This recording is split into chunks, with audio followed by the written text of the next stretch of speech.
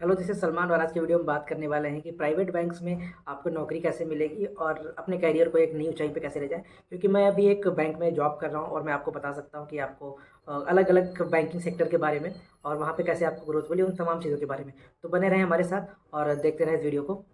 तो अगर सबसे पहले बात करें कि एलिजिबिलिटी की, तो एलिजिबिलिटी में अगर हम बात करें, तो अगर आप किसी भी प्राइवेट बैंक में जॉब करना चाहते हैं, तो अगर मिनिमम आपका अगर 12वीं आप पास है, 12th आपने किया हुआ है या आपका ग्रेजुएशन हो गया, तो वहाँ पर बहुत सारी आपकी बैंक की वैकेंसीज़ रहती हैं, जहाँ पर आप अप्लाई कर सकते हो। अगर नॉर्मली आपने बीए, बीएससी भी किया हुआ है या बीकॉम किया हुआ है और या कोई प्रोफेशनल डिग्री करी हुई है, तो आप बैंक में जा सकते हो। इतना बड़ा कोई रॉकेट साइंस नहीं है, बैंक में ईज़िली जॉब आपको मिल जाएगी।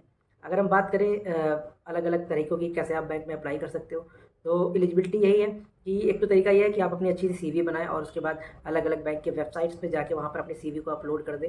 जैसे कि अगर आप बात करें, अगर आप एचडीएफसी बैंक में जॉब करना चाहते हो, तो आप एचडीएफसी बैंक की वेबसाइट में जाके कैरियर्स पेज में सेलेक्ट होके जाके वहाँ पर क्लिक करके और अपना सीवी अपलोड कर दें। तो वहाँ से आपको एचडीएफसी से कॉल आ जाएगा, एक्सिस है, आईसीआईसीआई है और भी तमाम सारी प्राइवेट बैंक्स हैं, जिन बैंकों में आप जाके अप्लाई कर सकते हैं। दूसरा तरीका जो सबसे सरल तरीका है, जिसमें आपको इमीडिएट रिज़ल्ट मिल जाएगा और तुरंत नौकरी मिल सकती है। आप एक अच्छा सा सीवी बनाएँ, सीवी बनाने के बाद अपनी नज़दीकी बैंक में जाएँ। बैंक में जाने के बाद आपको अपना वहाँ पे सीवी देना है ब्रांच मैनेजर को, या तो वहाँ पर अपनी बैंक में बात करें सेल्स मैनेजर की, जिसको बीएसएम बोलते हैं, ब्रांच सेल्स मैनेजर होता है या सेल्स मैनेजर होता है। तो वहाँ पे मिल लें उनसे और उनको बताएँ कि आप बैंक में जॉब करना चाहते हैं और आपका ये क्वालिफ़िकेशन है। तो अगर उनके पास कोई वैकेंसी होगी तो तुरंत ही आपका इंटरव्यू हो जाएगा, वहाँ बात हो जाएगी, या उनके पास आने वाले टाइम पे कोई उनका एम्प्लॉयी अगर नोटिस पीरियड पे चल रहा होगा, किसी ने रिज़ाइन मारा होगा, तो वो आपको ईज़िली रिकमेंड कर देंगे। तो ऐसे ही आप अलग-अलग बैंक में जाके अलग-अलग वेबसाइट के थ्रू और साथ में इन फिज़िकल जाके अलग-अलग बैंक्स में आप अप्लाई कर सकते हैं और बहुत ही आसानी से आपको बैंक की जॉब मिल सकती है। बैंक में नौकरी करने के लिए आपको कोई स्पेशलाइज़्ड डिग्री या डिप्लोमा की ज़रूरत नहीं है। अगर हम बात करें कि अलग-अलग जॉब प्रोफाइल्स की, तो बैंक में किसी को भी किसी भी पोस्ट पे रखा जा सकता है। अगर आपके पास कोई स्पेशलाइज़्ड डिग्री नहीं है, तो आप बेसिकली सेल्स की पोस्ट के लिए जा सकते हो। नॉर्मली हर बैंक में बीओ की एक पोस्ट होती है, बीओ को बोलते हैं बैंक ऑफ़िसर। बैंक ऑफ़िसर में आपको बैंक में रहना है, बैंक के आप एम्प्लॉयी होंगे, उसके अलावा आपको फील्ड में जाना है, लोगों से मिलना है, बिज़नेस की बात करनी है, अकाउंट ओपन करना है और बैंक में तमाम सारे प्रोडक्ट्स होते हैं। तो आम तौर पे अगर आप देखेंगे तो हमको जो आम तौर में भाषा में जो देखने में जो बोलचाल में बैंक में मिलता है, वो आपका ये होता है कि आपको लगता है कि बैंक में सिर्फ़ खाता ओपन होता है, एफडी होती है, आरडी होती है। इसके अलावा भी बैंक में बहुत सारे प्रोडक्ट होते हैं। तो अगर कोई एक कंप्लीट बैंक है, तो बैंक में लगभग 17 से 18 प्रोडक्ट एक बैंक सेल करता है। उसमें अगर बात कर लें तो जो मोटा-मोटी चीज़ें, तो अकाउंट का अगर पार्ट छोड़ दें जो सबको पता है।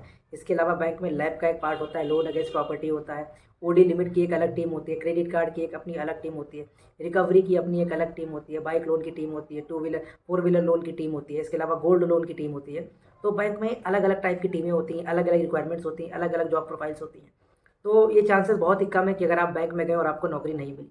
कहीं न कहीं किसी न किसी पोस्ट पे नौकरी रहती है और अगर आप अपने करियर में जस्ट स्टार्ट करना चाह रहे हैं, तो ईज़िली आप किसी भी बैंक में जा सकते हैं, अपना सीवी दे सकते हैं। अगर आपकी कम्युनिकेशन स्किल अच्छी है, अगर आप बातचीत करने में अच्छे हैं, तो आपको बैंक में ईज़िली जॉब मिल जाएगी और इसके लिए आपको कोई रॉकेट साइंस नहीं लगानी है। दूसरी बात कर लेते हैं कि किस तरह की जॉब में आपको जाना चाहिए। तो बेसिकली ऑन रोल और ऑफ रोल 2 तरह की जॉब होती हैं। तो जब भी कभी भी किसी भी ऑर्गेनाइज़ेशन में आप जॉब करें, तो कोशिश करें ऑन रोल एम्प्लॉयी ही जॉब करें। Because on roll employee job करने में आपके पास 2 अ, अब because on roll employee as a job करने में आपके पास 2 फ़ायदे हैं। पहली तो बात कि आप बैंक के पेरोल पे हैं और बैंक्स में अगर आप जॉब कर रहे हैं, तो आप बैंक के पेरोल पे, इट मीन्स आप आरबीआई की भी नज़रों में हैं। आरबीआई सभी अपने एम्प्लॉइज़ में सारी चीज़ों पे नज़र रखता है। तो किसी महीने अगर आपका बिज़नेस नहीं होता है, आपसे धंधा नहीं हो रहा है, तो आप कभी इमीडिएट निकाले नहीं जाएँगे। दूसरी चीज़ ये होती है कि कभी भी आपको अगर बैंक में छँटनी भी होती है, कोई भी चीज़ होती है, तो आपको एटलीस्ट 3 महीने का नोटिस पीरियड दिया जाएगा।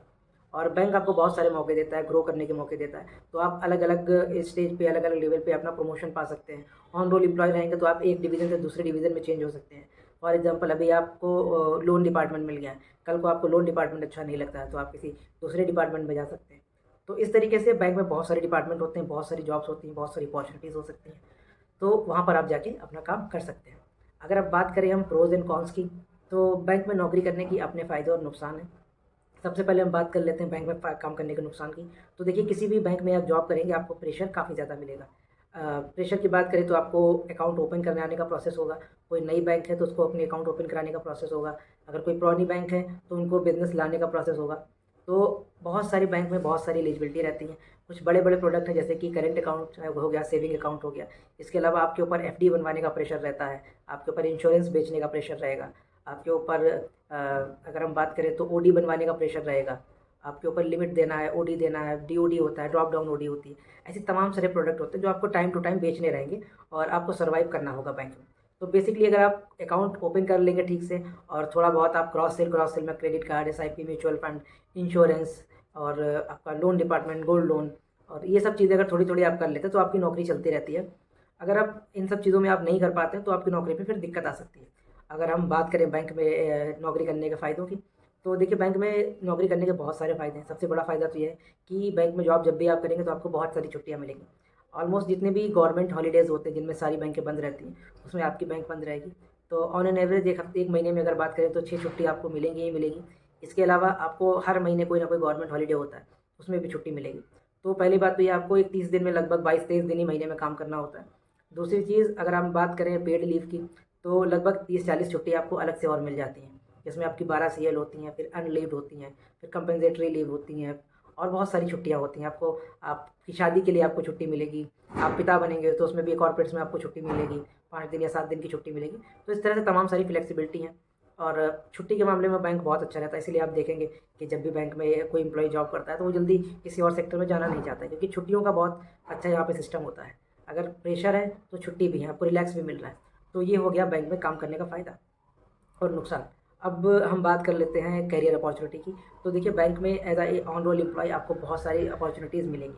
आपको सबसे पहले अगर आपने एज़ अ सबसे लोअर लोअर पोस्ट से या सबसे नीचे की पोस्ट से आपने जॉब करी है, एज़ अ बीओबी आपने स्टार्ट किया अपने करियर को, तो अगले 1 से 2 साल के अंदर आप प्रमोशन हो जाएगा आपका। और हर मार्च में मतलब जब भी फाइनेंशियल ईयर क्लोज़ होगा, तो आपको हाइक मिलेगा। कंपल्सरी हाइक होता है 10%, 8%, 12%, 15% वो आपकी परफॉर्मेंस पे डिपेंड करता है। तो एक कंपल्सरी प्रमोशन आपको हो जाता है। इसके अलावा बैंक में टाइम टाइम पे प्रमोशन होते रहते हैं, आपके परफॉर्मेंस के बेस पे आपको प्रमोशन मिलता है। रिवॉर्ड एंड रिकॉग्निशन होते हैं, तमाम सही तरह के आपको अलग-अलग तरह के अचीवमेंट्स मिलेंगे, अलग-अलग ट्रिप्स मिलती हैं। तो ये सब तमाम तरह की चीज़ें हैं जो आपको बैंक में बेनिफिट देंगी और अगर आप किसी भी बैंक में अपने करियर के 5 साल दे देते हैं, तो आप यकीन मानिए आपको काफ़ी ज़्यादा चीज़ें मिल जाएँगी सीखने के लिए। और अगर आप अपने कार सबसे लोएस्ट लेवल से भी जॉब शुरू करते हैं और एज़ अ बीओ काम करते हैं और धीरे-धीरे प्रमोशन लेते हैं, तो अगले 5-6 साल में आप एज़ अ एसएम हो जाएँगे, आप ब्रांच सेल्स मैनेजर हो जाएँगे और अगले 7 से 8 सालों में आप ब्रांच मैनेजर हो सकते हैं। तो करियर के पॉइंट ऑफ व्यू से बैंक में जॉब काफ़ी अच्छी होती है और अगर हम बात करें ग्रोथ की या सैलरी की, तो किसी भी इंडस्ट्री में के मुकाबले बैंक में सबसे ज़्यादा जल्दी सैलरी बढ़ती है, सबसे तेज़ी से ग्रोथ होता है। अगर आपका पैकेज आज मान लेते हैं 2 लाख रुपए, तो किसी दूसरी बैंक में जाएँगे हो सकता है वो 3 या साढ़े 3 लाख रुपए का मिलेगा। उसके बाद किसी और बैंक में जाएँगे तो वो 5 लाख का हो जाएगा। तो 1 लाख, 2 लाख, 50,000 इस तरीके से आपको बहुत तेज़ी से ग्रोथ मिलेगी।